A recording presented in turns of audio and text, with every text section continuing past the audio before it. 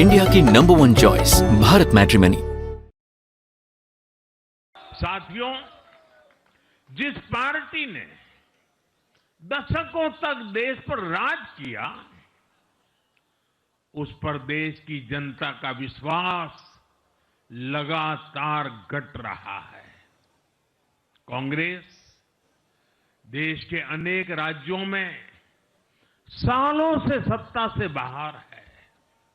बिहार में 35 साल, गुजरात में 30 साल, यूपी में भी करीब करीब 4 दशक और पश्चिम बंगाल में करीब 5 दशक से कांग्रेस की सरकार लौटी नहीं है। साथियों, पिछले 3 लोकसभा चुनावों में कांग्रेस 3 अंकों की संख्या तक पहुंच नहीं पाई है। 2024 के लोकसभा चुनाव के बाद, मैं 24 के बाद की बात कर रहा हूं, 2024 के लोकसभा चुनाव के बाद देश के 6 राज्यों में विधानसभा चुनाव हुए और इनमें भी कांग्रेस 100 सीटों का आंकड़ा पार नहीं कर पाई है। 6 की, मैं 6 विधानसभा की बात कर रहा हूं। और आज ही के दिन सिर्फ एक चुनाव में हमारे जितने विधायक चुने गए हैं, कांग्रेस पिछले 6 चुनावों में 6 चुनाव में उतने विधायक जीत नहीं पाई।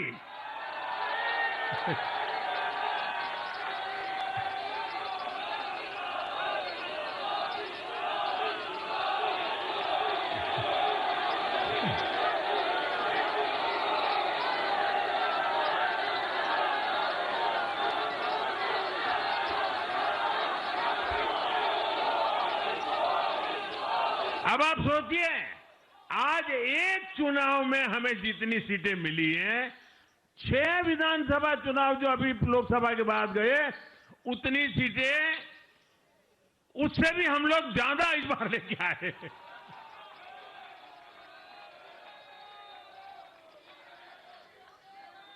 साथियों, कांग्रेस की राजनीति का आधार अब सिर्फ और सिर्फ नेगेटिव पॉलिटिक्स हो गया है।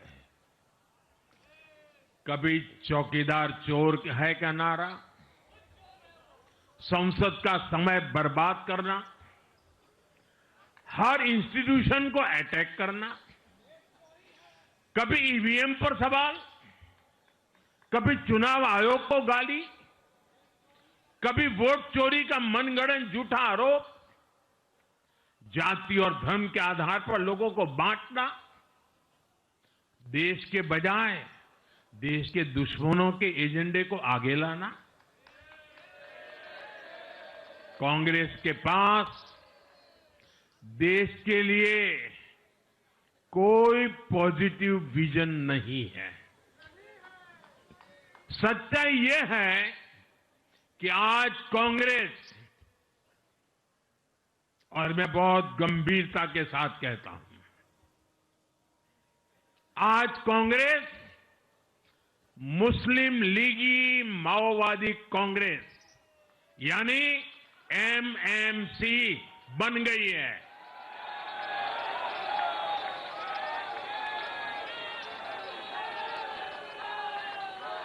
ये कांग्रेस मुस्लिम लीगी माओवादी कांग्रेस है, ये एमएमसी है।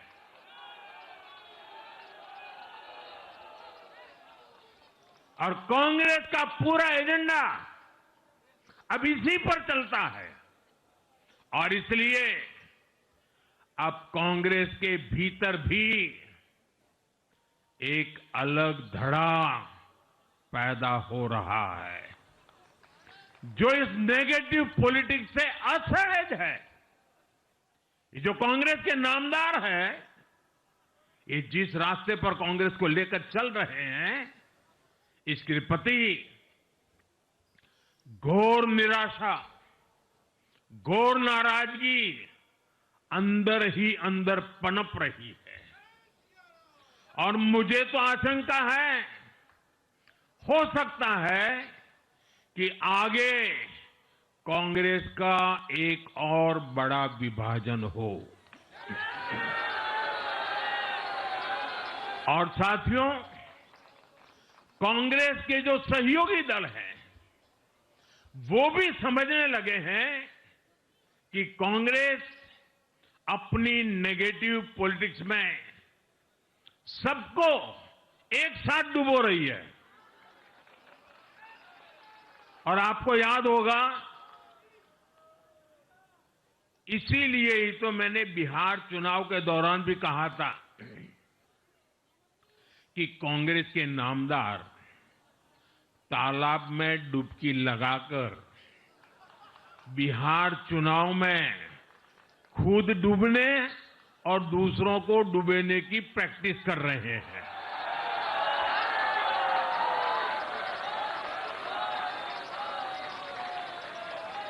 साथियों, मैंने पहले भी इसी मंच से कांग्रेस के सहयोगियों को चेताया था।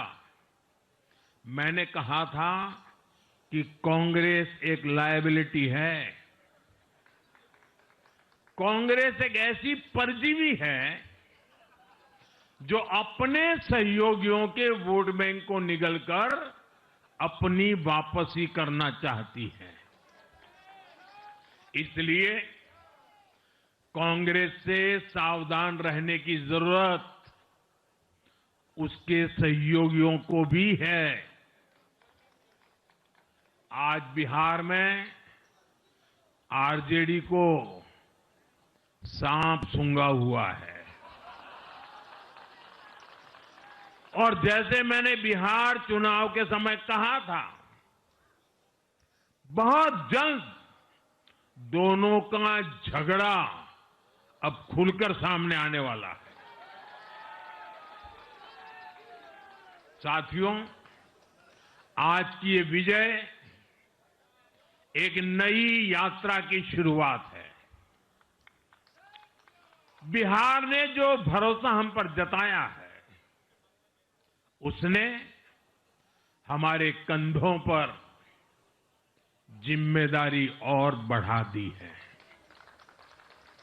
मैं आपको विश्वास दिलाता हूं, आने वाले 5 साल बिहार और तेज गति से आगे बढ़ेगा। बिहार में नए उद्योग लगेंगे। बिहार के नौजवानों को बिहार में ही रोजगार मिले, इसके लिए लगातार काम किया जाएगा। बिहार में निवेश आएगा। ये निवेश और ज्यादा नौकरियां लाएगा। बिहार में पर्यटन का विस्तार होगा। दुनिया को बिहार का नया सामर्थ्य दिखेगा। बिहार में हमारे तीर्थों का, आस्था के स्थानों का, हमारी ऐतिहासिक धरोहरों का कायाकल्प होगा।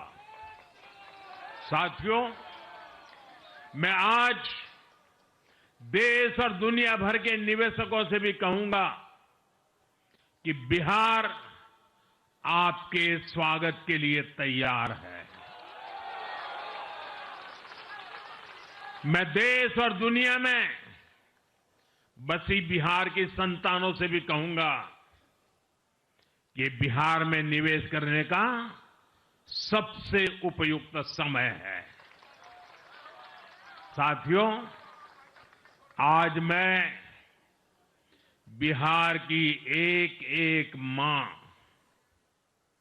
एक एक युवा, एक एक किसान, एक एक गरीब परिवार को कहना चाहता हूं, आपका भरोसा, आपका भरोसा ये मेरा प्रण है।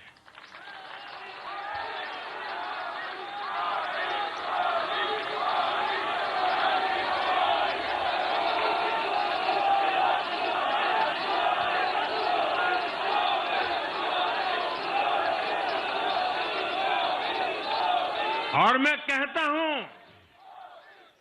कि आपकी आशा मेरा संकल्प है। और मेरे नौजवान साथियों, आपकी आकांक्षा ये मेरी प्रेरणा है। हम मिलकर एक ऐसा बिहार बनाएंगे जो समृद्ध होगा, विकसित होगा। साथियों, भाजपा की ताकत भाजपा का कार्यकर्ता है। जब भाजपा का कर्मठ कार्यकर्ता कुछ ठान लेता है तो कोई भी लक्ष्य असंभव नहीं रह जाता। आज भाजपा की हर सफलता का आधार उसका कार्यकर्ता ही है। और अब आज की इस विजय ने भाजपा कार्यकर्ताओं को केरला, तमिलनाडु, पुडुचेरी, असम और पश्चिम बंगाल में भी नई ऊर्जा से भर दिया है।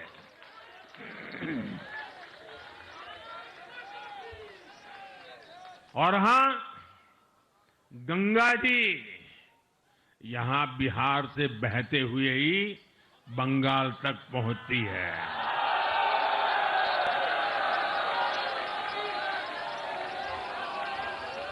इंडिया की नंबर 1 चॉइस भारत मैट्रिमनी।